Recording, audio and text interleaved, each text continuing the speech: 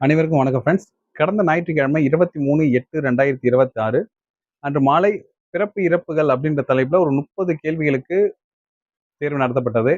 அதில் ஒரு சிலர் நல்லாவே ஸ்கோர் பண்ணியிருந்தீங்க. அந்த தேர்வுக்கான ஆன்சர் கீ உடனடியா ரிலீஸ் பண்ணிட்டோம். பட் நெறைய பேரு ஒரு சில கொஸ்டின்ஸ்க்கான எக்ஸ்ப்ளனேஷன் கேட்டு தனித்தனியாக எனக்கு WhatsAppல மெசேஜ் பண்ணியிருந்தீங்க. அவங்களுக்கு எக்ஸ்ப்ளனேஷன் குடுக்க முடியல தனித்தனியா. ஏன்னா நெறைய கேள்விகள் கேட்டிருந்தீங்க. அதுக்காக தான் இந்த வீடியோவ நம்ம இப்ப போஸ்ட் பண்றோம்.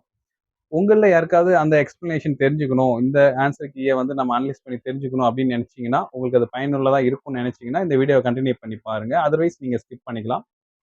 ஸோ நீங்க இன்னும் இதுவரைக்கும் நம்ம சேனல சப்ஸ்கிரைப் செய்து கொள்ளல அப்படின்னா, உடனடியா சப்ஸ்கிரைப் செய்து கொள்ளுங்கள். கூடவே அந்த பெல் பட்டன அழுத்திக்கோங்க. அப்பதான் நாம போடக்கூடிய இந்த மாதிரியான வீடியோக்கள் உங்களுக்கு உடனுக்குடன் வந்து ரீச் ஆகும். வாங்க கொஸ்டினுக்குள்ள போலாம். வாங்க ஃபர்ஸ்ட் கொஸ்டின் பார்ப்போம். இறப்பு பதிவேடுகள் டேஷ் படிவ எண் மற்றும் டேஷ் விதிப்படி நிரப்பப்படும் அப்படின்னு சொல்லி கேட்டிருக்காங்க. இந்த கொஸ்டினுக்கு பலரும் 7,12 அப்படின்ற ஆன்சர் வந்து கொடுத்திருக்காங்க. அதற்கு காரணம் என்னன்னா, கடந்த 2025ஆம் ஆண்டு நடைபெற்ற எம்ஆர்பி தேர்வுல இதே கேள்வி கேட்டிருந்தாங்க. அதோடைய ஆன்சர் கீ அப்படின்றது 7,12. ஆனா ஒரு சின்ன திருத்தம் என்னன்னா, அந்த கொஸ்டின் வந்து பிறப்பு பதிவேடுகள் அப்படின்னு கேட்டிருக்காங்க. விதி வந்து 12 தான். சேம் இங்க பார்த்தோம்னா இறப்பு பதிவேடுகள் அப்படின்னு சொல்லி நாம கேட்டிருக்கோம். இங்கேயும் வந்து அதே விதியை தான் நம்ம கேட்டிருக்கோம். அப்படின்னும் பொழுது ஸோ பதிவேடுகள் அப்படின்றது பார்த்தோம்னா ஃபார்ம் 7, 8, 9 இது 3 தான் வந்து பதிவேடுகளா வச்சிருப்போம். அதாவது என்னன்னா ஃபார்ம் 1, 2, 3 இது 3தோடைய அந்த இடது பக்கம் இருக்கக்கூடிய சட்டம் சார்ந்த பகுதிகளை எடுத்து தான் 7, 8, 9 அப்படின்னு வச்சிருப்போம். அதாவது ஃபார்ம் 1 வந்து பர்த், ஃபார்ம் 2 வந்து டெத்து, ஃபார்ம் 3 வந்து இறந்து பிறந்தவை. அதோடைய சட்டம் சார்ந்த பகுதிகளை அப்படியே எடுக்கும்போது ஃபார்ம் 7 வந்து பிறப்பு பதிவேடுகள், ஃபார்ம் 8 வந்து இறப்பு பதிவேடுகள், ஃபார்ம் 9 வந்து இறந்து பிறந்தவைகளுக்கான பதிவேடுகள். அதன் அடிப்படையில் அந்த எம்ஆர்பியில கேட்டிருந்தது பிறப்பு பதிவேடுகள். நாம இங்க கேட்டிருந்தது இறப்பு பதிவேடுகள். ஆனா விதி எல்லாத்துக்குமே ஒன்றுதான். இந்த 12 விதிப்படி தான் இது எல்லாமே நிரப்பப்படுகிறது. அதன் அடிப்படையில இறப்பு பதிவேடுகள் அப்படின்னு கேட்டதால 8,12 அப்படின்றது இந்த கொஸ்டினுக்கான ஆன்சர். அடுத்து இறப்பு வீடுகளில் நிகழ்ந்த பின் இறப்பு அறிக்கையுடன் டேஷ் படிவம் இணைக்கப்பட வேண்டும். இறப்பு வீடுகளில் நிகழ்ந்தது இறப்பு அறிக்கையுடன், அதாவது ஒரு இறப்பு அறிக்கை கொடுக்குறாங்க, ஃபார்ம் 2 வந்து கொடுக்குறாங்க, அது கூட என்ன ஃபார்ம் வந்து சேர்த்து கொடுக்கணும் அப்படின்னு கேட்குறாங்க. இறப்பு வீடுகளில் நடந்துருச்சு அப்படின்னா அது கூட வந்து என்ன கொடுக்கணும் அப்படின்னா ஃபார்ம் 4A அதாவது 4A வந்து கொடுக்கணும். ஹாஸ்பிட்டல்ல டெத் ஆயிட்டாங்க அப்படின்னா அவங்களுடைய அந்த மெடிக்கல் இல்னஸ் எதனால அவங்க இறந்தாங்க அப்படின்றத அந்த மெடிக்கல் டேர்ம்ஸ் எல்லாம் போட்டு டாக்டர் வந்து ஃபார்ம் 4 கொடுப்பாங்க. ஹாஸ்பிட்டல்ல அட்மிஷன்லயோ அல்லது ஓபிலயோ ஹாஸ்பிட்டல் வளாகத்துக்குள்ள இறந்துட்டாங்கன்னா ஃபார்ம் 4 வந்து அந்த டெத் சம்மரி கூட இணைச்சு கொடுப்பாங்க. ஃபார்ம் 4ஏன்றது அவங்க வீட்ல இருக்கிறாங்க, வீட்ல இருக்கும்போது தவறிடுறாங்க அப்படின்னும் போது அவங்களுடைய பழைய கேஸ் ஹிஸ்டரி எல்லாம் ரெக்கார்ட் பார்த்துட்டு ஓகே அவங்களுக்கு இந்த டிசீஸ் இருந்திருக்கு, அவங்களுக்கு இந்த சிம்டம்ஸ் இருந்திருக்கு. அதன் அடிப்படையில அவங்களுக்கு வந்து ஹார்ட் அட்டாக் ஏற்பட்டிருக்கலாம், இல்ல வந்து அவங்களுக்கு ஏதாவது மூளையில ஒரு ரத்த கசிவு ஏற்பட்டிருக்கலாம். இதன் காரணமாக அவங்க தவறி இருக்கலாம் அப்படின்ற மாதிரி கொடுக்கிறது தான் ஃபார்ம் 4A. இறப்புக்கான காரணம் காஸ் ஆஃப் டெத் அப்படின்றது ஹாஸ்பிட்டல்ல இருந்தா ஃபார்ம் 4, வீட்ல இருந்தா ஃபார்ம் 4A அதாவது படிவம் 4A அப்படின்றது. இது இல்லாம நாம காரணத்த வந்து தனிப்பட்ட முறையில இப்படி குடுத்தாலுமே, அவங்க குடுக்குற சர்டிபிகேட்ல வந்து காரணம் இருக்காது. டெத் சர்டிபிகேட்ல வந்து இறப்புக்கான காரணம் இருக்காது. நாம அவங்களுக்கு குடுக்குற அந்த அறிக்கை தகவல்ல தான் இத நாம குடுக்குறோம். ஸோ இந்த கொஸ்டினுக்கான ஆன்சர் படிவம் 4A. கருவில் உண்டாவது குறைந்ததென வகுத்துரைக்கப்பட்டுள்ள சூழ்நிலை கால அளவை நிறைவேற்றியுள்ள கர்ப்ப முதிர் கரு இறப்பு என்பது என்ன அப்படின்னு சொல்லி கேட்டிருக்காங்க. இதுலயே வந்து ஒரு வார்த்தை கொடுத்துட்டாங்க. கர்ப்ப முதிர் கரு இறப்பு. ஒரு அபார்ஷன் நடக்குது. அது குறிப்பிட்ட கால அளவை தாண்டி நடைபெறுகிறது அப்படின்னா அது என்னன்னு கேட்குறாங்க. அதாவது என்ன அந்த குறிப்பிட்ட கால அளவு அப்படின்றத நம்ம இங்க சொல்லல. ஏன்னா அந்த ஸ்டேட்மெண்ட் புக்ல அந்த இடத்துல அது இல்ல. தனிப்பட்ட முறையில பார்க்கும்போது அது 28 வாரங்கள் அப்படின்றது தனியா வேற ஒரு இடத்துல இருப்பாங்க. ஸோ நாம அத புரிஞ்சுக்க வேண்டியதுதான். 28 அந்த குறிப்பிட்ட கால அளவு அப்படின்றது அந்த 28 வாரங்கள் தான். இந்த 28 வாரங்கள தாண்டி நடைபெறக்கூடிய ஒரு அபார்ஷன் அதாவது இறந்து பிறந்தவை அல்லது வயிற்றுக்குள்ளேயே இறந்துட்டாலும் சரிதான். இல்ல பிறக்கும்போது இறந்தாலும் சரிதான். அது என்ன அப்படின்னு சொல்லி கேட்குறாங்க. அதத்தான் வந்து என்ன சொல்றோம்? இறந்து பிறந்தவை அப்படின்னு நம்ம சொல்றோம். 28 வார காலத்துக்கு பின்பாக நடைபெறணும் இது. அதுக்கு முன்னாடி நடைபெற்றா அது வெறும் அபார்ஷன் தான். அத வந்து என்ன சொல்லுவோம்னா, கர்ப்ப முதிர் கரு அப்படி இறப்பு அப்படின்னு மட்டும் சொல்லுவோம். ஆப்ஷன் வந்து பி இருக்கு பார்த்தீங்களா? அத வந்து 28 வாரத்துக்கு முன்பாக, 28 வாரத்துக்கு பின்பாக அப்படின்னும்போது அது இறந்து பிறந்தவை. அது எங்க சார் இங்க குடுத்துருக்காங்க அப்படின்னா, அது வந்து குறிப்பிட்ட கால அளவை நிறைவேற்றியுள்ள அப்படின்ற வார்த்தையை இங்க பயன்படுத்தியிருக்கிறாங்க. ஸோ புக்ல இதே போல தான் சென்டென்ஸ் இருந்தது. அதுக்கு இது போன்ற கேள்விகள்லாம் கேட்கறாங்க. அதனால தான் நான் அந்த கால அளவை இங்க குறிப்பிடாம அதே போன்று நான் கேட்டிருந்தேன். ஸோ இதோட எக்ஸ்ப்ளனேஷன் நம்ம பார்த்திருந்தோம் நம்மளுடைய வீடியோல. நீங்க அத பார்க்கலன்னா அந்த வீடியோ கன்டின்யூ பண்ணி பார்த்தீங்கன்னா உங்களுக்கு புரியும். இந்திய பிறப்பு மற்றும் இறப்பு தலைமை பதிவாளர் யார்? இந்தியாவுடைய பர்த் அண்ட் டெத் ரெஜிஸ்டர் யார் அப்படின்னு கேட்குறாங்க. அதாவது பர்த் அண்ட் டெத் ஜெனரல் யார் அப்படின்னு கேட்டா நம்மளுடைய மக்கள் தொகை கணக்கெடுப்பு ஆணையர் தான். அடுத்து பார்த்தீங்கன்னா ஒரு மேட்ச் த ஃபாலோயிங் இருக்கு. இறப்பு அறிக்கை ஏ அப்படின்றதுக்கு பார்த்தீங்கன்னா படிவம் 2 அது வந்து நம்பர் 2ல இருக்கு. ஸோ அடுத்து இறப்பிற்கான காரணம் படிவம் 4 அது 4 அல்லது 4A அப்படின்றது ரெண்டுமே இறப்புக்கான காரணங்கள் தான். அது வந்து 1ல இருக்கு. அப்போ ஏக்கு 2, பிக்கு 1. ஓகேங்களா? ஸோ நெக்ஸ்ட் பிறப்பு அறிக்கை அது வந்து படிவம் 1 4ல இருக்கு. அப்போ சிக்கு வந்து 4 அண்ட் ஆப்வியஸ்லி டிக்கு வந்து 3 தான் இருந்தாகணும். இறந்து பிறந்தவையோடைய அறிக்கை அப்படின்றது படிவம் 3. So the answer. அடுத்து ஒரு நபர் டேஷ் ஆண்டுகளாக காணாமல் போய்விட்டார், அவர் இறந்து விட்டதாக கருதப்படுவார் அப்படின்னா அது 7 ஆண்டுகள். ஸோ அப்படி 7 ஆண்டுகள் ஒருத்தவங்க காணாமல் போயிட்டாங்க அப்படின்னா அவங்களுக்கு வந்து டெத் சர்டிஃபிகேட் நம்ம இஷ்யூ பண்ணிடலாம். அது எந்த டேட் வந்து அவங்க காணாமல் போனாங்களோ அதுதான் டேட் ஆஃப் டெத் அப்படின்னு கொடுக்க போகிறோம். ப்ளஸ் எந்த இடத்துல இருந்து அவங்க காணாமல் போயிட்டாங்க, ஏதாவது கோவில் கும்பாபிஷேகம் அந்த மாதிரி எந்த இடத்துல இருந்து அவங்க காணாமல் போனாங்களோ அதுதான் பிளேஸ் ஆஃப் டெத் அப்படின்னும் அதை வந்து கொடுப்பாங்க. ஸோ 7 ஆண்டுகள் இது முக்கியம். ப்ளஸ் அவங்க எந்த இடத்துல இருந்து காணாமல் போனாங்களோ 7 வருஷத்துக்கு முன்னாடி அந்த இடம் தான் வந்து இறப்புக்கான இடம் அப்படின்னும் அந்த நாள் தான் வந்து இறந்து போன நாளாகவும் கருதி அவங்க வந்து சர்டிஃபிகேட் கொடுக்கலாம் அப்படின்னு சொல்லி புக்கையே கொடுத்துருக்காங்க. நீங்கள் அதை படிச்சு பாருங்க. 7 ஆண்டுகள்ன்றது முக்கியமான ஒரு கேள்வி தான். சூழ்நிலை கால அளவு அப்படின்றது அந்த 28 வாரங்கள். ஓகேங்களா? அந்த 28 வாரத்துக்கு அப்புறம் நடைபெறக்கூடிய அபார்ஷனா இருந்தாலும் அது இறந்து பிறந்தவை அப்படின்றது தான். இது தனித்தனியாக கொடுத்துருப்பாங்க. பிறப்பிறப்பு சட்டத்தின்படி டேஷ் ஹெக்டருக்கு குறையாது இருக்க வேண்டும். அதாவது மலைத்தோட்டம் அப்படின்றது என்னன்னா எவ்வளோ ஹெக்டர் வந்து இருக்கணும் அப்படின்னு கேட்டிருக்காங்க. ஸோ இது வந்து 4 ஹெக்டார்ஸ் வந்து இடம் இருக்கணும். அது தேயிலை தோட்டமாக இருந்தாலும் சரி, ரப்பர் தோட்டமாக இருந்தாலும் எந்த தோட்டமாக இருந்தாலும் ஒரு 4 ஹெக்டார் வந்து இடம் இருக்கணும். ப்ளஸ் அங்கே நடக்கக்கூடிய பர்த் அண்ட் டெத்துக்கு யார் வந்து அந்த தகவலை கொடுக்கணும் அப்படின்னா அந்த மலைத்தோட்ட கண்காணிப்பாளர் தான் வந்து அந்த தகவலை வந்து நமக்கு கொடுக்கணும் அப்படின்னு சொல்லியிருப்பாங்க. ப்ளஸ் ஓகே போதும். தமிழ்நாடு பிறப்பு மற்றும் இறப்பு விதிகள் 2000 படி அரசு என்பது எதனை குறிக்கும்? இதெல்லாம் ஸ்டேட்மெண்ட்டாவே வந்து புக்ஸ்ல இருக்கு. ஃபர்ஸ்ட் பேஜ்ல நீங்க அந்த 2000 ஆக்ட் ஃபர்ஸ்ட் பேஜ்லயே இருக்கும். அது மாநில அரசு தான் குறிக்குது. இலவச பிறப்பு இறப்பு சான்றிதழ் ஒரு பிறப்பு ஏற்பட்டு எத்தனை நாட்களுக்குள் கொடுக்கலாம் அப்படின்னா ஓகேங்களா, இது வந்து ரெஜிஸ்ட்ரேஷனை தான் வந்து சொல்றாங்க. ஸோ 21 நாள் தான் ஆப்வியஸ்லி இதுக்கான ஆன்சர். இது வந்து எம்ஆர்பியில் கேட்டிருந்ததே கொஸ்டின் தான். தமிழக முதன்மை பதிவாளர் அப்படின்றது யார் அப்படின்னா நம்மளுடைய பொது சுகாதாரம் மற்றும் நோய் தடுப்பு மருந்துத்துறை இயக்குனர் டிபிஹெச் அவர் தான் வந்து தமிழகத்துடைய முதன்மை பதிவாளர். சுகாதார ஆய்வாளர்கள் எந்த பொது சுகாதார சட்டத்தை அமல்படுத்த முடியும்? ஆக்சுவலாக இந்த கொஸ்டின்ல தான் ஒரு சின்ன ஒரு சேஞ்சஸ் வந்து என்ன ஆயிடுச்சுன்னா ஆப்ஷன் வந்து ரொட்டேஷன்ல மாறிடுச்சு. நிறைய பேருக்கு இந்த ஆப்ஷன் வந்து ரொட்டேஷன்ல வந்து மாறி வந்திருக்கு. ஆக்சுவலாக ஏ அண்ட் சின்னு கொடுத்துருக்கோம் இல்லைங்களா, இந்த ஆப்ஷன் வந்து நிறைய பேருக்கு வந்து மாறி மாறி வந்திருக்கு அப்படின்னு சொல்லியிருந்தாங்க. ஸோ இதுல வந்து ஆன்சர் என்ன அப்படின்னா பிறப்புகள் மற்றும் இறப்புகள் சான்றிதழ் பதிவு சட்டம் மற்றும்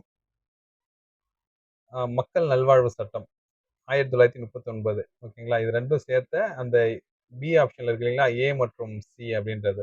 ஸோ இதுல உங்களுக்கு கரெக்டா தெரிஞ்சிருந்தாலும் ஒரு சிலருக்கு என்னன்னா அந்த டி ஆப்ஷன்ல இருக்கிறது வேற ஒரு இடத்துல அந்த ஷஃபிள் ஆகி வந்திருக்கு. அதனால கொஞ்சம் இந்த கொஸ்டின் மட்டும் கொஞ்சம் சொதப்பிடுச்சு. நம்ம அதை குரூப்லயே போட்டு எக்ஸ்பிளைன் பண்ணியிருந்தோம். புள்ளி விவர அறிக்கையை ஒவ்வொரு ஆண்டும் டேஷ் தேதிக்குள் தொகுக்கப்பட்டு அரசு வெளியீடாக கொடுக்க வேண்டும் அப்படின்னு சொல்லியிருக்காங்க. இது வந்து ஜூலை 31 தான் நம்ம பார்த்துருந்தோம்.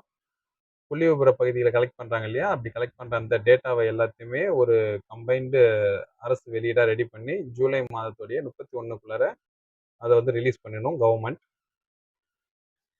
பிறப்பு மற்றும் இறப்பு பரிந்துரைக்கப்பட்ட பதிவேடுகளை எங்கு பாதுகாப்பாக வைக்க வேண்டும்? ஆக்சுவலி இது வந்து ஒரு எம்ஆர்பி கொஸ்டின் தான். துணை சுகாதார நிலையம் தான் அதுக்குடைய ஆன்சர் கீ கொடுத்துருந்தாங்க. பலரும் வந்து இது ஆரம்ப சுகாதார நிலையம் அப்படின்னு சொல்லிட்டு கிளைம் பண்ணியிருந்தாங்க. ஒரு சிலருக்கு நிறையவே மார்க்ஸ் இன்க்ரீஸ் ஆகி தான் வந்து இருந்தது கடந்த எம்ஆர்பி எக்ஸாம்ல. பட் எந்த கொஸ்டினுக்கான மார்க்கை இன்க்ரீஸ் பண்ணி கொடுத்துருக்கோன்றத கொஞ்சம் நமக்கு அது தெரியல. அந்த காரணத்துக்காக இந்த கொஸ்டின் நம்ம அதே ஆன்சரோட நம்ம கொடுத்துருக்கோம். இயக்கத்தில் உள்ள ஒரு ஊர்தியில் நிகழும் பிறப்பு அல்லது இறப்பு தகவலானது எங்கே கொடுக்கப்பட வேண்டும் அப்படின்னு கொடுத்துருக்காங்க. ஸோ இது வந்து ஃபர்ஸ்ட் பிளேஸ் ஆஃப் ஹால்ட், அதாவது விழுப்புரத்துல இருந்து திருச்சி நோக்கி பயணிக்கிறாங்க அப்படின்னும் பொழுது நடுவுலயே ஏதோ ஒரு வழியில வந்து ஒரு ஊர்ல டெலிவரி ஆயிடுது, ஒரு ஆம்புலன்ஸ்ல டெலிவரி ஆகிடுது. அவங்க வந்து உடனடியாக பக்கத்துல இருக்கக்கூடிய ஒரு ஜிஹெச்சுக்கு போயிட்டு அவங்க வந்து வண்டி நிறுத்துறாங்க. ஒரு எக்ஸாம்பிள் விருத்தாச்சலம் ஜிஹெச்ல போயிட்டு அவங்க வண்டிய நிறுத்துறாங்க அப்படின்னா, அந்த விருத்தாச்சலம் இடத்துல தான் வந்து அத பதிவு பண்ணிக்கணும். ஸோ அது அல்லது அவங்க ஒரு வீடுகள நிறுத்துறாங்க அப்படின்னா, அந்த வீடு எந்த ஏரியால வருதோ அங்க வந்து விஏஓ வந்து அத வந்து ரெஜிஸ்டர் பண்ணிப்பாங்க. அதனால தான் ஃபர்ஸ்ட் பிளேஸ் ஆஃப் ஹால்ட்ட பொறுத்து அது வந்து இருக்கும் அப்படின்னு சொல்லுவாங்க. இத வந்து தமிழ்ல குடுத்துருக்காங்க. முதலில் நிறுத்துகைக்குரிய இடம் அப்படின்னு குடுத்துருக்காங்க. பிறப்பு இறப்பு பதிவாளர் நியமனம் பற்றி குறிப்பிட்டுள்ள பிரிவு எது? ஓகேங்களா? பர்த் அண்ட் டெத் ஆக்ட் 1969ல ஒவ்வொரு விதியும் யார் வந்து எந்த போஸ்ட்ல இருக்காங்க அப்படின்னு சொல்லிட்டு வரும். இந்தியாவுடைய தலைமை ரெஜிஸ்ட்ரார் யாரு அப்படின்னு சொல்லிட்டு, அப்புறம் தமிழ்நாட்டுடைய முதன்மை ரெஜிஸ்ட்ரார் யாரு அப்படின்னு சொல்லிட்டு வருவாங்க. அதன் அடிப்படையில பதிவாளர்கள், பிறப்பு இறப்பு பதிவாளர்கள், அதாவது களத்துல இருக்கக்கூடிய பதிவாளர்கள், நார்மல் பதிவாளர்கள் ஓகேங்களா? மாவட்ட பதிவாளரோ, இல்ல முதன்மை பதிவாளர் இந்த மாரி இல்லாம வெறும் பதிவாளர்கள், கள பணியாளர்கள் யாருன்னா நாம தான். யார் யாரு? ஹெல்த் இன்ஸ்பெக்டர், விஏஓஸ், அப்புறம் சானிட்டரி இன்ஸ்பெக்டர், எக்ஸிக்யூட்டிவ் ஆஃபீசர்ஸ் இவங்கலாம் தான் வந்து ரெஜிஸ்ட்ரார்ஸ். இவங்கள வந்து ரெஜிஸ்ட்ராரா யாரு எங்க வந்து அப்பாயின்ட்மெண்ட் பண்ணியிருப்பாங்க. அதாவது பிஹெச்சிக்கு யாரு, வில்லேஜுக்கு யாரு, பிரைவேட் ஹாஸ்பிட்டல்ஸ்க்கு யாரு, நகராட்சிக்கு யாரு அப்படின்னு சொல்லிட்டு இந்த பதிவாளர்களை பத்தி எந்த விதி குறிப்பிடுகிறது அப்படின்னா பிரிவு 7. இதுதான் வந்து நம்மளை பத்தி குறிப்பிடுகிறது. அதை பத்தி இந்த கொஸ்டின் தான் இது. ஒரு பிறப்பு அல்லது இறப்பு நிகழ்வுற்று 21 நாட்களுக்கு மேல் 30 நாட்களுக்குள் பதிவு செய்ய யாரிடம் அனுமதி வாங்க வேண்டும்? இந்த கொஸ்டினுக்கு என்ன ஆன்சர்னா யாருக்கிட்டையும் நம்ம அனுமதி வாங்க வேண்டாம். ஜஸ்ட் நம்ம ஃபைன் அமௌண்ட் மட்டும் கட்டினா போதும். இதுக்காக நம்ம யார்கிட்டையும் அனுமதி வாங்க வேண்டியதில்லை. எவரும் இல்லை அப்படின்னு போட்டுக்கலாம். இந்திய பிறப்பு இறப்பு பதிவு சட்டம் எந்த ஆண்டு இயற்றப்பட்டது? எல்லாமே ஒரே ஆண்டு தான் கொடுத்துட்டோம். டேட் வந்து மென்ஷன் பண்ணி கேட்டிருக்காங்க. 31 மே. அந்த ஆன்சர் தான் இது. ஃபர்ஸ்ட் பேஜ்லேயே இருக்கும். உங்களுக்கு அந்த டாபிக் கீழவே இந்த டேட் இருக்கும். காலத்தாழ்வு பதிவு குறித்து குறிப்பிடும் விதி எது?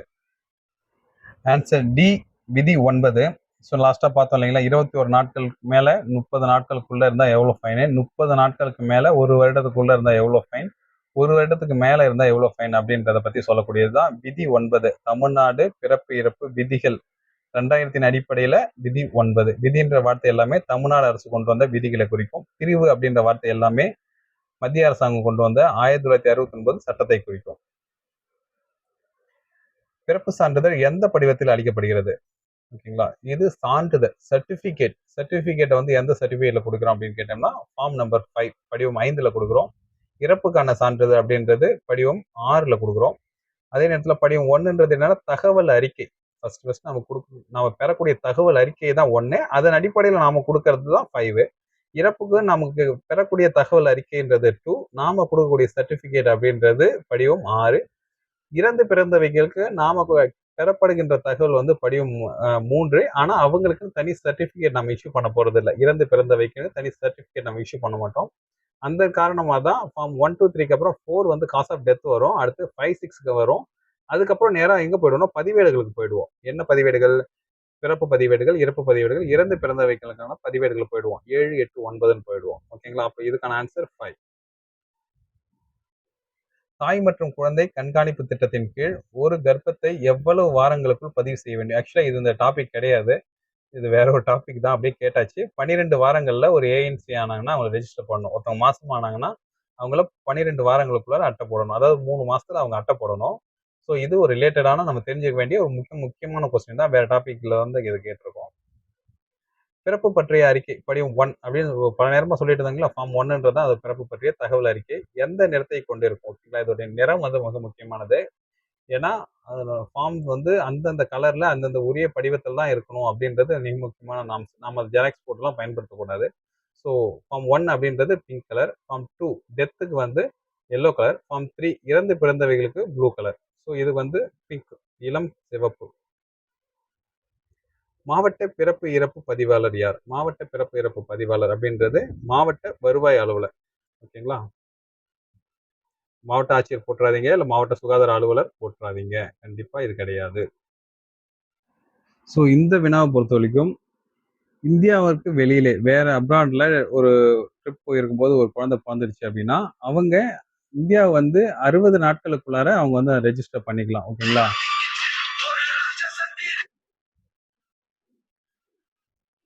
இந்த கொஸ்டினை பொறுத்த வரைக்கும் இந்தியாவிற்கு வெளியே ஒரு குழந்தை வந்து பிறக்குது அப்படின்னா, அவுட் ஆஃப் இந்தியா வெளிநாடுகளுக்கு டூர் போயிருக்கிறப்ப ஒரு குழந்தை பிறந்திருக்கு அப்படின்னா அந்த குழந்தை இந்தியாவுக்குள்ள வந்து 60 நாட்களுக்குள்ளார அவங்க வந்து நார்மலா ரெஜிஸ்டர் பண்ணிக்கலாம். அதுக்கு மேல ஆகுது அப்படின்னா, காலதாமத கட்டணங்கள்லாம் கட்டி அவங்க ரெஜிஸ்டர் பண்ணிக்கலாம். இல்ல அவங்க வந்து இந்தியா வரக்கூடிய விருப்பம் இல்ல, அங்கேயே அவங்க வந்து தங்கியிருக்க போறாங்க அப்படின்ற ஐடியா இருக்கு அப்படின்னா, அவங்க வந்து இந்திய துணை தூதரகங்கள்ல ரெஜிஸ்டர் பண்ணிக்கலாம். நாங்க இந்தியா தான் வரப்போறோம், இங்க தான் வசிக்க போறோம்ன்னும்போது 60 நாட்கள் ஓகேங்களா? இந்த டேட் வந்து முக்கியம். 21 நாட்கள் போட்டுறாதீங்க வழக்கம் போல. 60 நாட்கள் அவங்களுக்கான டைம் இருக்கு. அதுக்கு மேல போனா அதுக்கான நார்ம்ஸ் படி எவ்வளோ ஃபைன்ஸோ அத கட்டிட்டு அவங்க ரெஜிஸ்டர் பண்ணிக்கலாம். அங்கேயே இருக்கிற மாரினா இந்திய துணை தூதரகங்கள்ல அவங்க போய் ரெஜிஸ்டர் பண்ணிக்கணும். பதிவின்மை சான்றிதழ். ஒரு பர்சன் வீட்ல குழந்தை பொறந்திருப்பாங்க. அவங்க வந்து விஏஓடிலயோ இல்ல ஹாஸ்பிட்டல்ல எங்கேயுமே சர்டிஃபிகேட் வாங்கியிருக்க மாட்டாங்க. திடீர்னு அவங்களுக்கு சர்டிஃபிகேட் தேவைப்படும். அதுக்காக அவங்க யாரையாவது அப்ரோச் பண்ணும்போது, நீங்க எங்கேயுமே ரெஜிஸ்டர் பண்ணலன்றது ஒரு சர்டிஃபிகேட் வாங்கிட்டு வாங்க. அப்பதான் நாங்க இங்க வந்து ஃபைன் கட்டி உங்களுக்கான சர்டிஃபிகேட் குடுக்கறதுக்கான ப்ராசஸ ரெடி பண்ணுவோம் அப்படின்னு சொல்லுவாங்க. அப்போ என் பேர் வந்து இந்த விஓ ஆஃபீஸ்லயும் இல்ல, இந்த ஹாஸ்பிட்டல் ஜிஹெச்லயும் இல்ல அப்படின்னு சொல்லிட்டு, எங்கேயும் பதிவு இல்லை அப்படின்னு சொல்லிட்டு ஒரு சர்டிஃபிகேட் இவங்க வாங்கிட்டு போய் குடுக்கணும். அப்படி வாங்கிட்டு போய் குடுத்தா தான் இவங்களுக்கு எங்கேயுமே பதிவு இல்ல தான். நாம தான் குடுக்க போறோம் ஃபர்ஸ்ட் அப்படின்னு சொல்லிட்டு, அவங்க வந்து வேற ஒரு சர்டிஃபிகேட் இஷ்யூ பண்ணுவாங்க. அதுக்காக வாங்கிட்டு போகக்கூடியது தான் பதிவின்மை சான்றிதழ். இது வந்து படிவம் 10ல வந்து இத குடுக்குறாங்க. பொறுத்துக்க இது வந்து யார் யார் எங்கெங்க எங்கெங்க வந்து ரெஜிஸ்ட்ராரா இருக்காங்க அப்படின்னு கேட்டிருக்காங்க. சுகாதார நிலையத்துல வந்து ஹெல்த் இன்ஸ்பெக்டர், வீடுல வந்து விஏஓ, பேரூராட்சியில எக்ஸிக்யூட்டிவ் ஆஃபீசர் செயல் அலுவலர். ஸோ அப்படியே ரிவர்ஸ்ல வருது இல்லைங்களா? நகராட்சியில வந்து துப்புரவாளர், அதாவது சானிட்டரி இன்ஸ்பெக்டர். இப்போ 4, 3, 2, 1 இந்த ஆன்சர். குழந்தையின் பிறப்பு பதிவு செய்யப்பட்ட நாளிலிருந்து டேஷ் மாதங்களுக்குள் பதிவாளருக்கு வாய்மொழியாக அல்லது எழுத்து மூலமாக குழந்தையின் பெயரை தகவல் கொடுத்தல் வேண்டும். ஸோ ஒரு குழந்தை ஒரு குழந்தை பொறக்குது அப்படின்னா, அதுக்கான ரெஜிஸ்ட்ரேஷன் பத்தியும், நம்ம சர்டிஃபிகேட் வாங்குறத பத்தியும் இவ்வளோ நேரம் பேசிட்டு இருக்கோம். அந்த குழந்தைக்கு நேம் வைக்கிறதுக்காக ஒரு குறிப்பிட்ட டைம் தராங்க. ஒரு 12 மாதங்கள் நமக்கு காலம் வந்து குடுக்குறாங்க. அந்த பேர் நம்ம யோசிச்சு வைக்கிறதுக்காகவும், இந்த ஜாதக அடிப்படையிலயோ வாட்டெவர் நாம அந்த பேர சேர்த்துக் கொள்வதற்கான கால அளவு எவ்வளோன்னா 12 மாதங்கள். இந்த 12 மாதங்களுக்குள்ளார நாம போய் பர்த் அண்ட் டெத் ரெஜிஸ்டர்ட்ட நேம் சொல்லிட்டு, அந்த நேம இன்க்ளூட் பண்ணி சர்டிஃபிகேட் வாங்கிட்டு வந்துடலாம். ஏன்னா, ஒரு குழந்தை பொறந்த அடுத்த 1 நாள்லயோ, 2 நாள்லயோ பதிவு செய்யும்போது, குழந்தை பேர உடனே வச்சு பதிவு பண்ண முடியாது. ஸோ, அப்படி அந்த சர்டிஃபிகேட்ட நம்ம பேர் வச்சு வாங்கிட்டு வந்துடலாம். அது எவ்வளவு காலத்துக்கு ஃப்ரீயா வாங்கலாம் அப்படின்னா, 12 மாதங்கள். அதுக்கு மேலேயும் நம்ம வாங்கலாம். அப்படி நம்ம வாங்கணும்னா, நார்ம்ஸ் படி நம்ம ஃபைன் கட்டி தான் அத வாங்க வேண்டியது இருக்கும். ஸோ, இதுக்கான ஆன்சர் அப்படின்றது 12 மாதங்கள், 1 வருடம் வந்து நம்ம ஃப்ரீயா பேர் வச்சு வாங்கிக்கலாம் சர்டிஃபிகேட்.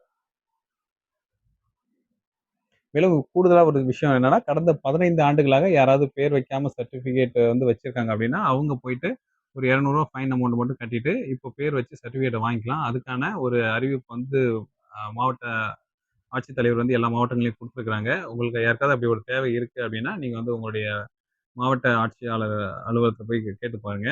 உங்களுக்கான தகவல் கிடைக்கும். தமிழ்நாடு பிறப்பு மற்றும் இறப்பு விதிகள் கடைசியாக எப்பொழுது மாற்றியமைக்கப்பட்டது? இது ஒரு கரண்ட் அஃபேர்ஸ் மாரி இது கேட்டிருந்தோம்.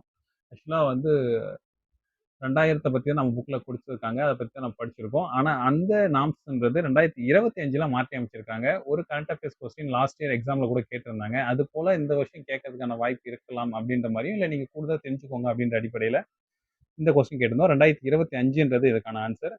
2000ல இயற்றப்பட்ட அந்த ஆக்ட்ட 2025ல திருத்தி அமைச்சிருக்காங்க.